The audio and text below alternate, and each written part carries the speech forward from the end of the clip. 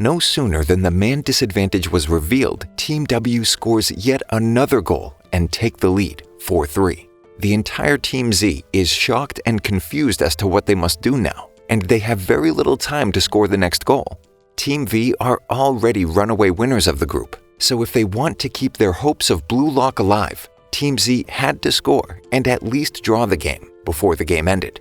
There was another problem, however, with Kuon defecting to the other team. All of their tactics were revealed.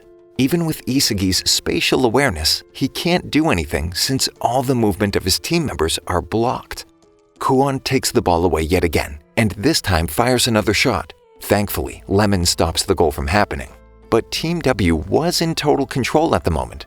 With 5 more minutes to go, Team Z was looking like they were headed out of Blue Lock, never to achieve their dreams. Chigiri gets frustrated at himself. He remembers the time back in his childhood when he used to have that hunger in him as a striker. When he was younger, the Wanima brothers arrived at his school claiming to be the next hotshots in football, so he had to show them, with his skills, how he was superior to them. His speed was something else, and his close control made him a formidable force. While the Wanima brothers couldn't even make the starting lineup, Chigiri was in his prime. He felt he could beat the world.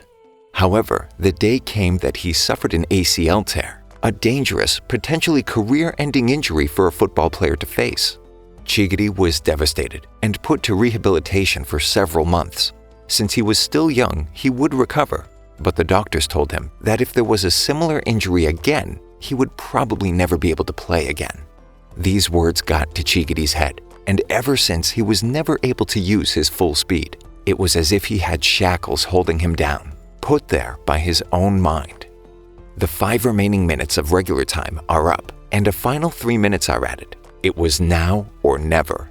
Isagi has the ball, but has no one to pass to. In a desperate attempt to score, he goes in by himself, pushing a frozen Chigiri and tries to score, but fails.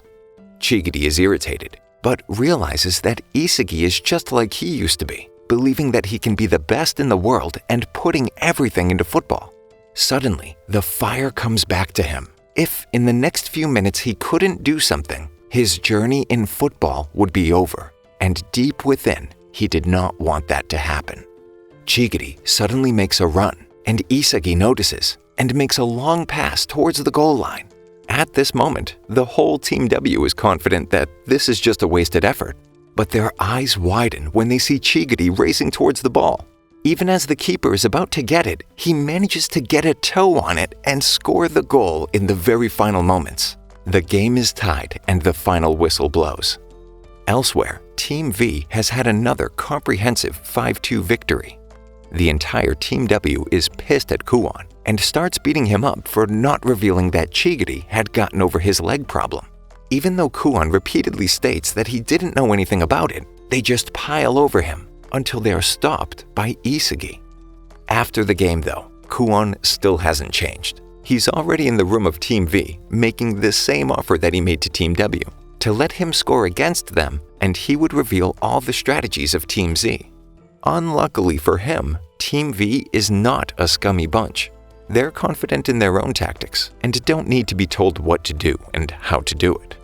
The next team meeting starts off with bad news. Team W had drawn their game with Team Y. With both the teams now drawn level on points, and Team Z with a really bad goal difference, they had to win against Team V in order to qualify, which by itself is a daunting task. Not only was their team a man down now, but Team V was also ruthless with their goal-scoring ability. Kuon still refuses to be part of the team. He's already the top scorer and doesn't need to participate. If Team Z loses, he still gets selected just like that. Lemon explains that the strongest players from Team V, the Deadly Trio, had scored 18 goals in 3 games already. Zantetsu Tsurugi has 5 goals. Reo Mikage managed to score 6 goals. And Seishiro Nagi was running away with it, 7 goals in 3 games. If they don't stop them, they can't win. In the Team V locker room, Nagi is back from training way earlier than the rest of his team. He explains that he just doesn't need to train that much, and Mikage knows that this is true. Only 6 months ago, Mikage, the son of a really rich businessman, was studying in a really good school. He was good at everything, and had everything he wished for, but he enjoyed nothing. One day, he stumbled upon football, a sport that thrilled him. However, his once supportive parents were not okay with him being a football player. Since he had started so late, there was no chance he could make it pro. Mikage had to prove his parents wrong. He then stumbled upon the potential greatest football genius he had ever seen, Nagi, a man with such control that he could catch a falling cell phone on his foot. However, the man had no interest in football and wanted to live a slacker's life. Mikage promises to give him a chill life if he becomes the best footballer ever with him. Back in Team Z's dressing room, Kuon is still, without question, going to be useless in the next game, so they need to work with what they have at hand. Ego then shows up on the screen and shows the new rankings. Even though Kuon practically cheated, he was still number 1 in the rankings. And if they lose and none of them score more goals than him, he would stay in Blue Lock while the rest of them are eliminated. Ego states that all their goals until now have been good, but unless they can replicate those goals, it would all be considered luck. They must examine how, when, and under what conditions their weapon made the difference in their victory. Only when they have mastered repeatability can they advance. They should play the game as though they are destined to win, rather than depending on chance to do so. Isagi is frustrated and heads straight to the practice field. He sees Bado of Team X. The man had already scored 10 goals, and since he was the top scorer in the entire building, he had already qualified. Isagi tries to see if he can learn something from Bado, but the man is in no mood for Isagi. Instead, the two start going one-on-one. Bado muscles his way through Isagi and scores a screamer from 23 meters out into the top corner. They go again, despite Bado being reluctant. And yet again, Bado scores another screamer. But this time, Isagi realizes that Bado has perfected his technique. This is what he needed to learn as well.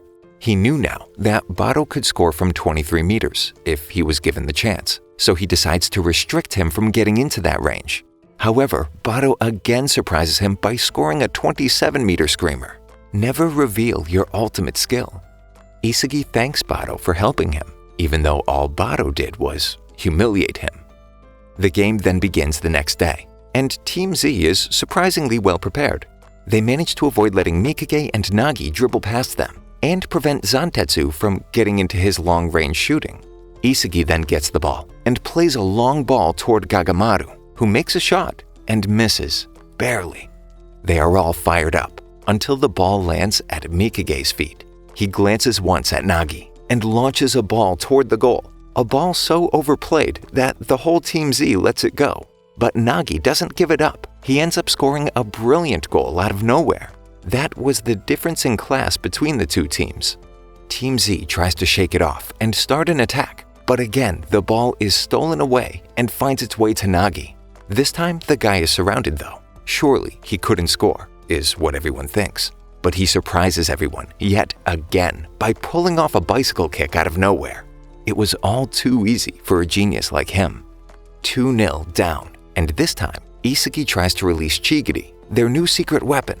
But it turns out that Zantetsu is as fast as Chigiri and can cover all his moves. The man swipes the ball from Chigiri and launches a counter, scoring a phenomenal goal from far out.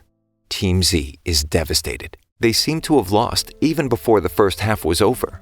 Their chance of victory was wearing thin, and so was the enthusiasm of the entire team. Everyone is disappointed, but Bachida is pumped up. He's excited that he's facing such an incredible team and wants to show that he can do incredible things too.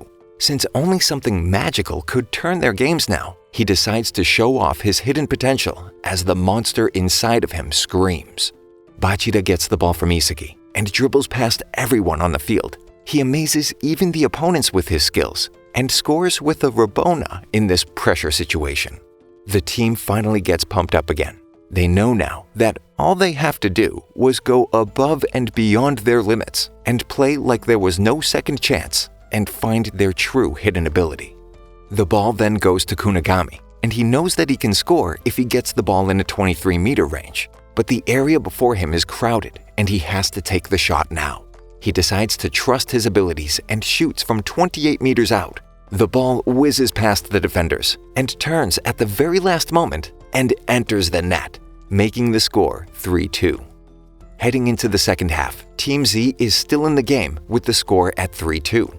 They are confident that they can win, and so is Team V. Team V decides to continue their attack, but the defense will be increased by one more player, with Zantetsu dropping back. The second half begins, and Isagi is the only one who hasn't really gotten a grip on the game yet.